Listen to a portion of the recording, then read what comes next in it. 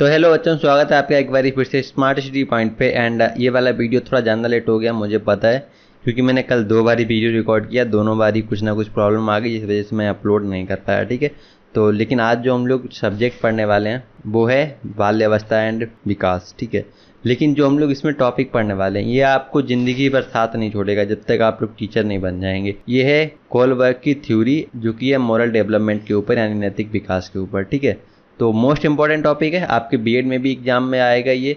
And जितने भी exam देंगे आप एजुकेशन से रिलेटेड, उन सब में आपसे ये पूछा जाएगा। इस वजह से मुझे लगा ये कुछ ज़्यादा इंपॉर्टेंट टॉपिक है, तो मैंने सोचा क्यों ना इसको थोड़ा सा डिस्क्राइब करके पढ़ा दिया जाए आपको।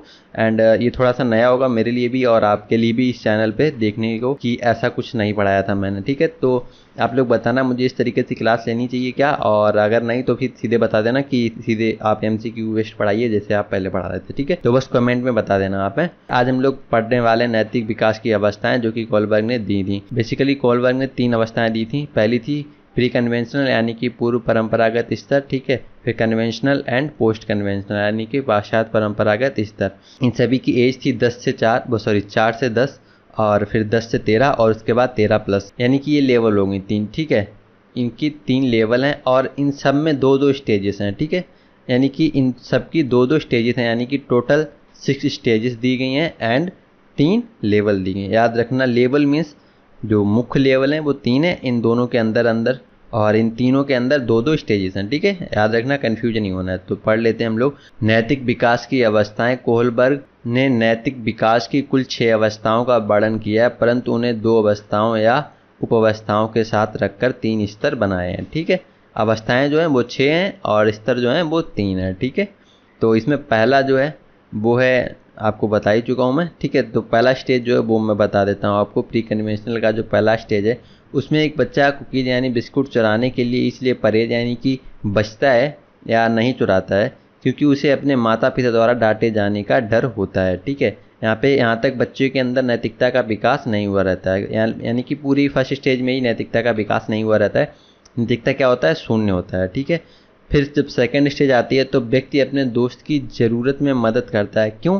क्योंकि उसे उम्मीद होती है कि जब मुझे उसकी मदद की ज़रूरत पड़ेगी तब वो मेरी मदद करेगा। यहाँ तक भी अपने बच्चे के अंदर नैतिकता का विकास नहीं हुआ रहता है। ठीक है, जो प्री कन्वेंशनल स्टेज है यहाँ पे नैतिकता शून्य होती है, याद रखना है आपको।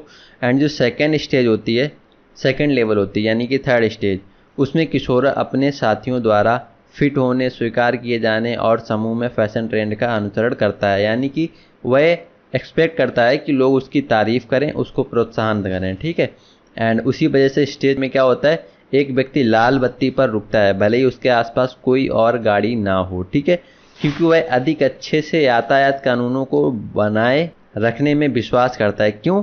क्योंकि लोग उसकी प्रशंसा करेंगे कि ये बंदा जो है, ये बच्चा जो है वो इतना अच्छा है कि हर एक रूल फॉलो करता है, सिर्फ इसलिए नहीं कि उसे सही या गलत का बोध है। ठीक है, एंड उसके बाद आती है स्टेज 5। एक व्यक्ति ऐसे कानून में बदलाव की वकालत करने के लिए शांतिपूर्ण विरोध में भाग लेता है जिसे वे अनुचित मानते हैं, यानी कि यहाँ तक जो होता है, अब नैतिकता का विकास हो चुका होता है, अगर उन्हें लगता है कि ये गलत है तो वो उस चीज़ का विरोध करेंगे।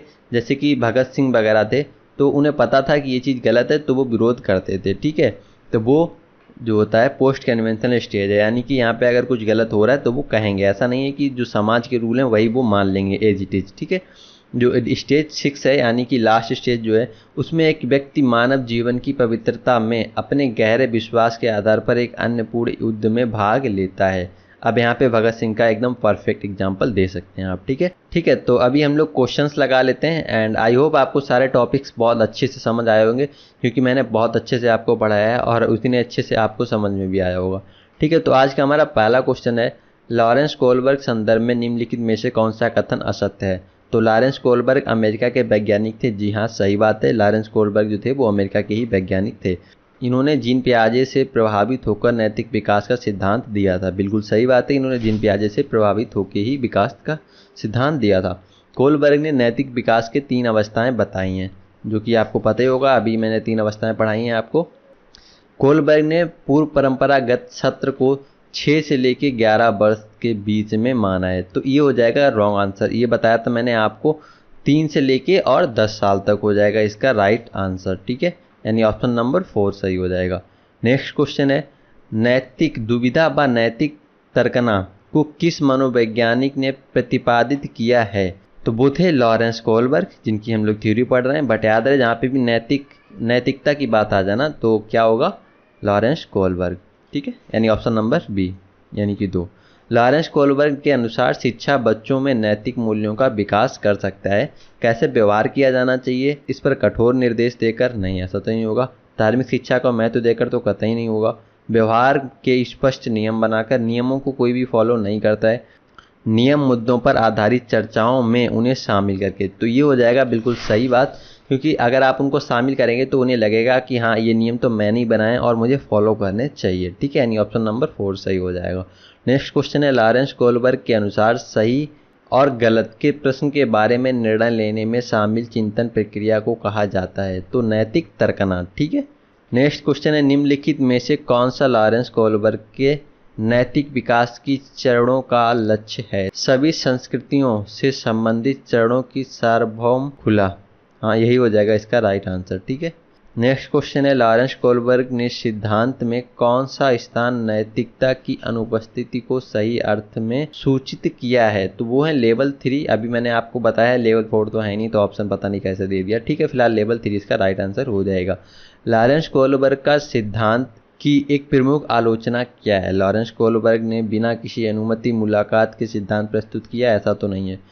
इन्होंने नैतिक विकास की स्पष्ट अवस्थाओं का उल्लेख नहीं किया। कोलबर्ग ने प्रस्ताव दिया कि नैतिकता तार्किकता विकासात्मक है। कोलबर्ग ने पुरुष एवं महिलाओं में नैतिक तर्कना में सांस्कृतिक भिन्नताओं को महत्व नहीं दिया। ये हो जाएगा राइट आंसर, क्योंकि उन्होंने सांस्कृतिक और महिलाओं को ज़्यादा महत्व नहीं दिया था, जबकि दोनों को देना चाहिए था। ठीक है, इन राइट आंसर हो जाएगा ऑप्शन नंबर 4। लॉरेंस कोलबर्ग सिद्धांत के पूर्व परंपरागत सत्र के अनुसार कोई नैतिक निर्णय लेते समय एक व्यक्ति निम्नलिखित में से किस तरह प्रवृत्त होता है?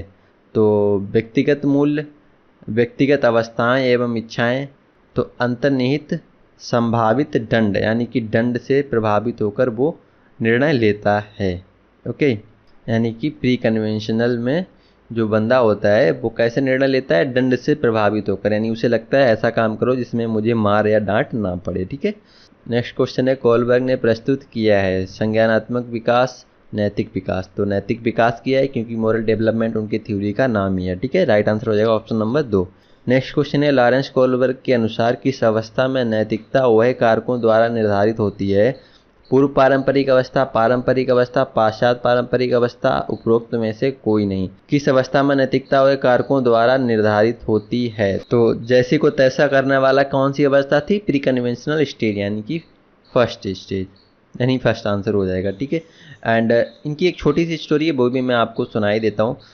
देखो, कोलबर्ग की स्टोरी पूरी उस पर बेस्ड है कि एक महिला होती है जो कि बीमार हो जाती है, काफ़ी ज़्यादा, बहुत ज़्यादा सीरियस होती है और उसे हॉस्पिटल में एडमिट किया जाता है। ठीक है। उसके बाद क्या होता है, डॉक्टर बोलता है कि तुमको ये मेडिसिन लेके आनी है। ठीक है। तो वो मेडिसिन लाने के लिए जाता है बंदा उस केमिस्ट की शॉप पे, और एक्चुअली में जो हस्बैंड होता है उसका वो गरीब होता है थोड़ा। ठीक है। तो वो जाता है लेने के लिए, बट उसके पास इनफ पैसा नहीं होता है, और जो केमिस्ट होता है वो उसकी जो कॉस्ट होती है मेडिसिन की उससे 10x गुना प्राइस लेने को कहता है, यानी कि 1000 रुपये की थी तो वो 1 लाख रुपए लेने की बात करता है, और जो कि उसके पास नहीं होते हैं। तो वो व्यक्ति क्या करता है, उसकी दुकान से वो चीज़ चोरी कर लेते हैं, यानी कि वो जो मेडिसिन होती है वो चुरा लेता है। एंड उसके बाद यही क्वेश्चन जो है स्टेज वाइज, उम्र वाइज बच्चों से जब पूछा गया तो उनके हर एक में आंसर अलग अलग था।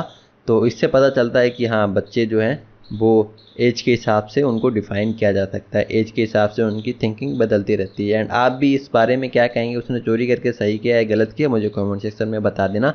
एंड ये वाला वीडियो थोड़ा सा अलग हुआ होगा, मुझे पता है। एंड मुझे आप लोग बताना ये अच्छा लगा, ऐसे मुझे पढ़ाना चाहिए या नहीं पढ़ाना चाहिए। तो ठीक है, एंड इसको वीडियो को शेयर कर दो दबा के अपने फ्रेंड्स के साथ। ठीक है, टाटा बाय बाय।